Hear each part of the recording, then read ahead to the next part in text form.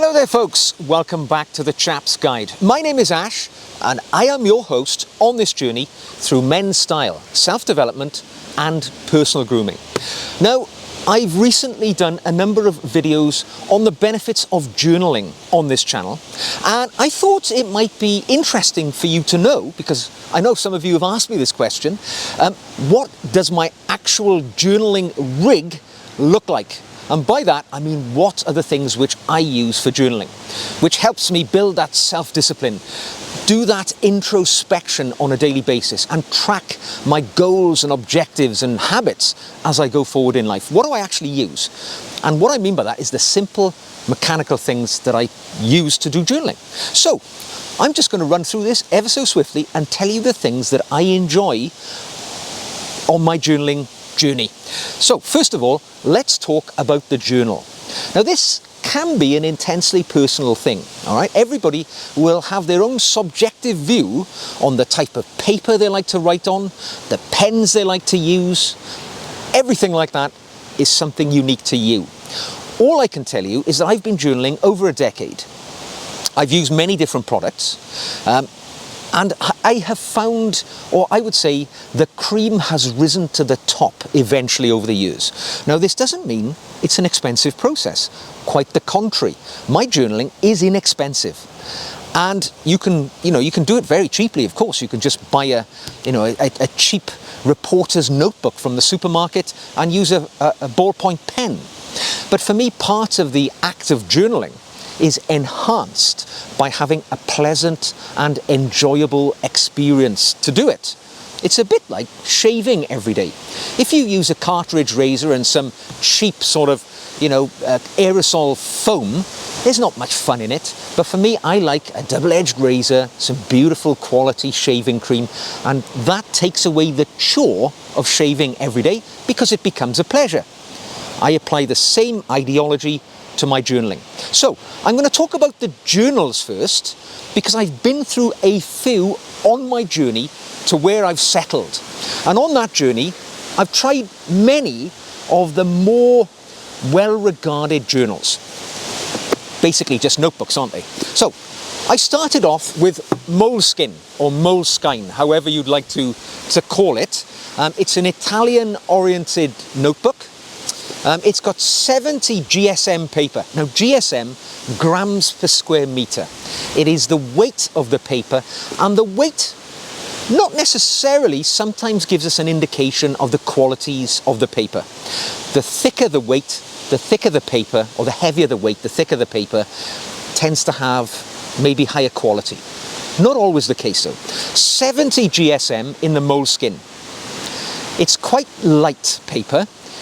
I tend to prefer writing with a fountain pen, and I found that the Moleskine struggles with a wet fountain pen, right? So the ink will bleed through to the other side. I used them for about a year or so.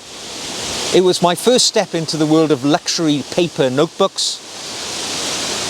I now see it as something which I don't enjoy. Oh, leaves are falling off the trees. It is autumn. Something I don't enjoy that much. It is, for me, the paper quality is not there. The actual hardback is good. Unfortunately, it has 192 pages. The pages are not numbered, and there is no contents page at the front of the book. So it makes its practical use on a daily basis less helpful. That's just my opinion. Now, after the Moleskine, the next stop on my journal journey was in fact a notebook by a company called CLA Fontaine, French company. And £10. This is the cheapest notebook I'm going to talk about today, and I think it represents really good value for money. But it didn't really work for me, and I'll tell you why. The paper is 90 GSM, grams per square meter, so 20 GSM heavier than the Moleskine. So you would think, oh, it must be really good quality. They call it brushed vellum paper, and I found the paper to be a little bit shiny on the finish.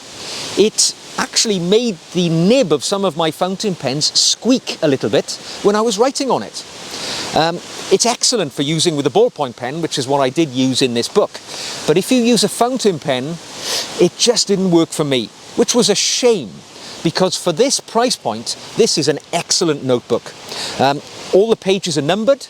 It also has contents pages at the beginning, so you can keep track of where you are throughout the book and easily find the work which you've written in here, which is perfect for me as a, because I tend to use my journal as a creative process in my YouTube videos for a start. So a very good product, but for me the paper just didn't connect properly because I like a fountain pen, and for me this didn't work so good with a fountain pen. But for a value for money proposition, superb. And like all of the notebooks here today, elastic fastening. It's got a little bellows pocket on the back inside cover, and they've all got that today, so very good quality. My next book on my journey to finding my perfection was a Rhodia notebook. Now Rhodia, very well regarded in the notebook world, and for good reason. Their paper is 90 GSM, all right, which is excellent, and the finish of the paper is a joy to write on with a fountain pen. So you think to yourself, oh, you found perfection. Well, sadly not, because the Rhodia doesn't have numbered pages. It doesn't have a corresponding contents page at the beginning. So you can't keep track of your work within the book. It's got all the other things like a bellows pocket on the back and the old, elastic fastening. And it's got a lovely sort of faux leather finish to it. And it's not expensive. This was about £11. And much like the CLA Fontaine, 192 pages as well. So very affordable, really good paper, but without those little touches, numbered pages and the contents page, not much good for me. So where do I go? Well, luckily, I found my perfection in Leuchtturm, German brand, and it has got all of the qualities that I look for in a notebook. In fact, a little bit more, because it has 251 pages, so a fair bit more pages in there. It's more expensive though, it's about £21, but the paper is 80 GSM. So it's 10 GSM more than the Moleskine, 10 GSM less than the CLA Fontaine and the Rhodia. And for me, the 80 GSM with this type of paper is the money shot. It just works perfectly. It takes fountain pen ink beautifully, and it just flows lovely. The paper has a lovely feel to it. It's a good colour. The pages are numbered. There is a contents page at the front of the book, which allows you to track your work as you're going through, so you don't have to go rifling through it to find where you are all the time. For me, it was absolutely what I was looking for. It was the best paper for fountain pens. It had the best quality feel as an overall book. It just felt so good. They last so well. I give them a good thrashing in my life. They come here into the woods and they always last well for me. It was the best overall experience, and for £21, more than happy with that. So that was the journal found in my life. Now it's what I use to write within the journal. And you'll be pleased to know I just use a fountain pen, but I use a couple of pens, and I'll explain why. My main pen that I use to write is this here. This is a Lamy Aeon. A-I-O-N, Aeon. I hope I'm saying it right. It's an aluminium pen, which has sort of got a brushed finish to it, and it's got a little bit of a satin finish at the grip. It's got the standard Lamy stainless steel nib, which is fantastic and easily changeable. So this pen came with a medium nib. I discovered I prefer a broad nib on Lamy because I like a free-flowing wet nib, and the broad does that for me. And all you have to do is pull the old nib out, stick a new nib in, and your pen is ready to go. It's as simple as that. It's a lovely pen. It's a little bit thicker than your standard fountain pen, and I like that sort of grip. It's got a nice feel in the hand. It flows beautifully. It's a lovely pen. They cost around about £50, but you can find them cheaper if you shop around. I think I paid about £35 for this one when I bought it about 5 years ago. So shop around, you will find the Aeon a lovely pen to write with, and it works for me just well. And the ink which I use within my Aeon is a little more premium. I actually use Mont Blanc inks. Now, I've used different types over the years, and I have a favouring for a certain blue colour. And the ink which I'm using at the moment from Mont Blanc it's just called Blue. And it's part of their Masters of Art limited edition series. This is the homage to, who was it? I'm trying to remember now. It was their homage to Gustav Klimt. So what you get here is 50 millilitres and it costs £34. So it's really expensive for fountain pen ink. I wouldn't ordinarily spend that much, but the colour is great. The ink is great, and it looks great on the page.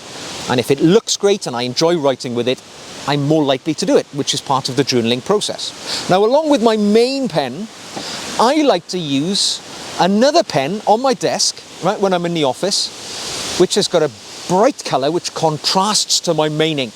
And I use that for headings, for dates, and things that I want to draw attention to. And for that, I use a Lamy Alstar, which is their pretty bog standard aluminium. It's basically a Lamy Safari, but in aluminium. It's got the ergonomic grip. Again, same Lamy nib. I've got a broad nib in this one, and it's just quite a simple one. Not very expensive. I think they're about 20 quid, something like that. You can shop around. You can find them at various prices wherever you are. £25 they are these days, allegedly. But works for me. Inexpensive. Keep it on the desk. But what's inside that is what's the important thing for me. And the contrasting coloured ink I use is an ink called Hope Pink by British fountain pen ink manufacturer Diamine. And I think it's like £7 for a bottle, so it's really inexpensive. It cancels out the fact that I pay a little bit more for my main ink, but it's got this really vibrant, vivacious, deep magenta pink colour, which really looks good on the page, helps me in my writing journey. So absolutely use that one all the time. And it, you know, when I see my page, it draws my eye to the areas that I need to see. Now, along with that, the only other tool that I use in my journaling process is a stainless steel little ruler. This is a 15 centimetre, 6-inch rule, just for a straight edge. So when I'm drawing a line, that's all I use. Simple as that. A little straight edge. And this was £2 from Amazon. And, you know, it's rock solid. If you want to use anything with a sort of craft knife to cut with something, safe as houses. It'll last for the rest of your life.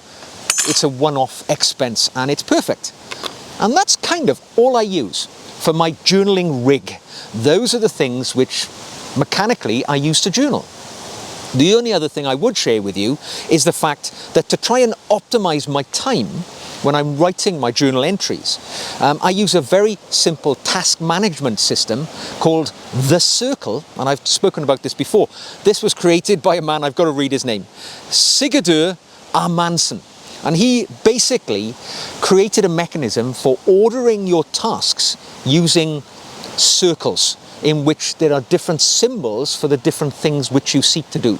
And the way this basically works is that when you're writing your journal for the day, you're planning your tasks, you write them all out, and then you apportion each task a circle commensurate with its level of importance in your life. And it allows you to track or afford the level of, of importance to these things, and you can cross them off when you've achieved them, and you know that you've done it. You get that sense of satisfaction.